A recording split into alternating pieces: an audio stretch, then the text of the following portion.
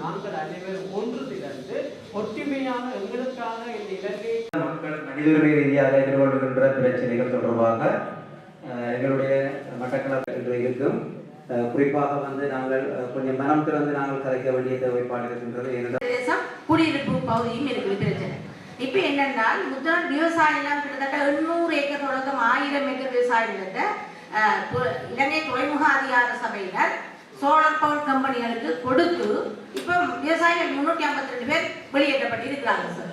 இப்போ எங்களுக்கு வாழ்வாதாரமே இல்லை, முற்றாக வயல் நாங்கள் நிலத்தை இப்போ அது எங்களை வெளியேற்றினதுன்னா 2024 மே 25 மே அது தொடர்பாக அதில் பிரச்சனை மக்கள் எல்லாம் ஆர்ப்பாட்டம் பண்ணி எங்கட இந்த கவர்மெண்ட்ல உள்ள எங்கட டிசிசி மீட்டிங்ல போய் நாங்கள் போராட்டம் செய்ததில்ல எங்களுக்கு பிரதி அமைச்சர் சொன்ன பதில் உங்களுக்கு நஷ்டம் மாற்றத்து காணியம் தருவோம் என்று பிரதம மந்திரி வரைக்கும் எல்லாருமே சொன்னார்கள். ஆனால் எல்லாமே போய் ஆயிடுது செய்யல இல்லை. கடந்த 2025 பேர் போகவும் செய்யாமல் நாங்கள் நடுத்தருவில் நிற்கிறோம். அப்போ அதுக்கான எங்களுக்கு அந்த காணி 53 வருடம் பூர்வீகமாக பரம்பரையாக செய்யப்பட்டு வந்த நிலம் அபகரிக்கப்பட்டிருக்குது. அது 84 கெசட் பண்ணப்பட்டதாக போட்டோ அத்தாரிட்டியால. ஆனால் அந்த மக்கள் நிலத்தை அறிவித்தல் இல்லாமல் வெளியேற்றி இருக்கு சார். அடுத்தது குடியிருப்பு மக்களுக்கு பூமி தருவோம் என்றாங்க. ஏற்கனவே வழங்கப்பட்டிருந்த வகா பூமிட்டு அந்த மக்கள்கிட்ட இருந்து திரும்ப மீள பெற்றவங்களுக்கு புதுசாக தரப்போறோம்னு சொல்லி டிஎஸ் ஆபீஸால மக்கள்கிட்ட இருந்து வாங்கி அபகரிக்கப்பட்டு எரிக்கப்பட்டு இருக்குது. அப்போ அவ்வாறு இருக்கிற காலகட்டத்தில் குடியிருப்பு மக்களோட நிலை என்ன செய்யலாம்? இப்போ மக்கள் வாழ்றாங்க, ஆனால் எந்த ஆதாரமும் இல்லாமல் படிப்படியாக நாளுக்கு நாள் கம்பெனி வந்த வண்ணமே இருக்குது. 200 ஏக்கர்ல கம்பெனிகள் இருக்குது சார். இப்போ இன்னும் ஓப்பன் பண்ணல. ஆனால் 650 ஏக்கர் நிலம் 3 போகங்கள் செய்யக்கூடிய நிலம் சார். அது 3 பெரிய குளங்கள் இருக்குது. ஆனால் இப்போ வெறும் நிலமா மாடு கூட உள்ள போயிடாம நெட் வேலி அடைச்சு அங்கே காணப்படுது சார். உங்களோடு இங்கு பயிர் கொண்டிருந்தார்கள்.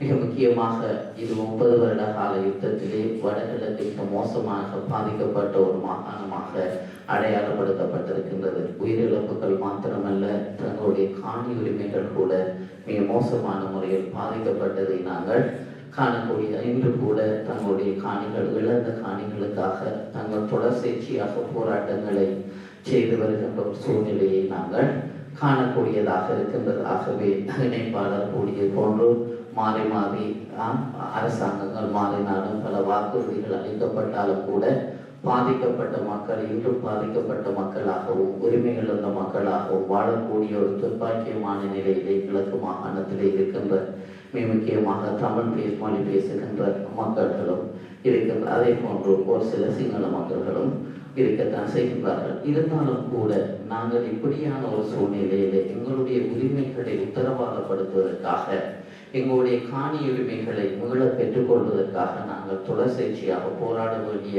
ஒரு துர்ப்பாக்கியமான நிலைக்கு இருக்கும். ஆகவே உரிமைகள் ரீதியாக மனித உரிமை ஆணைக்குழுவாக இருக்கலாம், சிவில் சமூகமாக இருக்கலாம், அரசு சார்பற்ற நிறுவனங்களாக இருக்கலாம், அல்லது மனித உரிமை செயற்பாட்டாளர்களாக இருக்கலாம். ஆகவே உரிமைகளை எங்களுடைய காணி உரிமைகள் மாத்திரமல்ல, யுத்தத்துக்கு பிற்பட்ட காலத்திலே எங்களுடைய உரிமைகளை உத்தரவாதப்படுத்துவதிலே நாங்கள் எப்படியான காத்திரமான பங்களிப்புகளை நாங்கள் வழங்கலாம், எப்படியான செயற்பாடுகளை நாங்கள் தொடர்ந்து மேற்கொள்ளலாம். ஆகவே இந்த செயற்பாடுகளை மேற்கொள்வதிலே நாங்கள் எப்படியான மனித உரிமைகள் சார்ந்த எப்படியான பிரச்சனைகளை நாங்கள் எதிர்நோக்குகின்றோம், அப்படியான சந்தர்ப்பத்தில் எப்படி எங்களுடைய உரிமைகள் மீறப்படுகின்ற உரிமைகளை மீள உத்தரவாதப்படுத்துவதற்கு நாங்கள் எப்படியான நடவடிக்கைகளை மேற்கொள்ளலாம். அது மாத்திரமல்ல, உள்நாட்டு பொறிமுறைக்குள் சாத்தியமற்றிருக்கின்ற சந்தர்ப்பத்திலும் நாங்கள் சர்வதேச ரீதியாக கூட இப்படியான பொறிமுறைக்குள்ளாக சென்று எங்களுடைய உரிமைகளை உத்தரவாதப்படுத்துவதற்கு நாங்கள் எப்படியான நடவடிக்கைகளை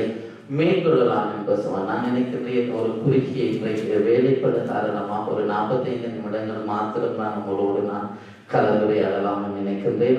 இருந்தாலும் கூட நீங்கள் பார்க்கலாம், இதற்கு பின்னர் நான் நினைக்கின்றேன் காணி சம்பந்தமான விழிப்புணர்வு, அதாவது சட்ட ரீதியாக விழிப்புணர்வு சம்பந்தமாக நான் நினைக்கிறேன் காணி ஆணையாளர் உங்களோடு ஒரு நீண்ட ஒரு காத்திரமான ஒரு கலந்துரையாடலை மேற்கொள்வார்கள். அதே போன்று என்னுடைய சக நண்பர்கள் இருக்கிறார்கள் என்று அவர்கள் இந்த நீண்ட கால தங்களுடைய இந்த காணி சம்பந்தமான உரிமை போராட்டத்திலே நீண்ட கால மிக முக்கியமாக நான் நினைக்கிறேன் இராணுவமயமாக்கல் இருக்கலாம். மக்களுடைய குடியிருப்பு காணிகள் இராணுவமயமாக்கலின் ஊடாக கையாளப்பட்டு இருக்கிறது.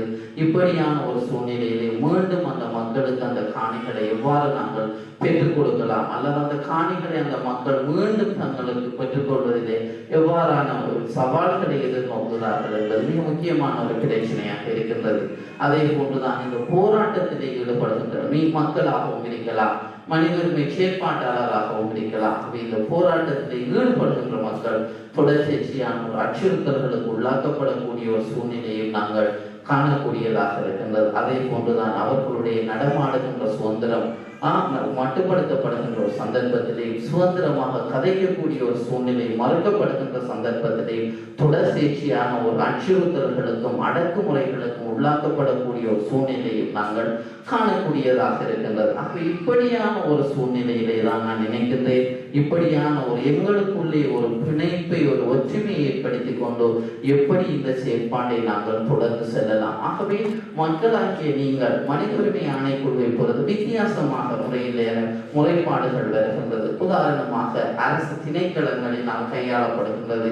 தொல்பொருள் என்ற அடிப்படையிலே மக்களுடைய காணிகள் சூறையாடப்படுகின்ற என்ற அடிப்படையிலும், அதே போன்று வன இலாகா என்ற அடிப்படையிலும், அதே போன்று இன்னும் பல அபிவிருத்தி திட்டங்கள் என்ற அடிப்படையிலும் மக்களுடைய குடியிருப்பு காணியாக இருக்கலாம், மக்களுடைய விவசாய காணியாக அல்லது மக்கள் பரம்பரை ரீதியாக அனுபவித்த இடங்களாக இருக்கலாம். அப்படியான ஒரு சூழ்நிலையிலே இப்படியான திட்டத்திற்கு ஊடாகவும் மக்களுடைய காணிகள் அபகரிக்கப்படுகின்ற ஒரு சந்தர்ப்பத்தை நாங்கள் தொடர்ச்சியாக காணக்கூடியதாக இருக்கு. இப்படியான ஒரு சூழ்நிலையிலே மக்களுடைய வாழ்வாதாரம் மிகவும் முக்கியமாக பாதிக்கப்பட்டு கொண்டிருக்கின்றது. அவர்கள் வாழ்வதற்கான அல்லது விவசாயம் செய்வதற்காக அல்லது பண்ணை தொழிலை செய்வதற்கான அல்லது இதர தொழில்களை செய்வதற்கான எந்த ஒரு சூழலும் மற்ற ஒரு நிலையிலே ஒரு வறுமை கோட்பாட்டுக்குள் வாழக்கூடிய ஒரு துப்பாக்கியமான நிலைக்கு தள்ளப்படக்கூடியவர்களாக இருக்கின்றார்கள். ஆகவே உயிர் வாழ்கின்ற உரிமை என்பது ஒரு மனிதனுடைய மிகவும் முக்கியமான ஒரு உரிமையாக ஒரு அடிப்படையாக உரிமையாக இருக்கின்ற சந்தர்ப்பத்திலே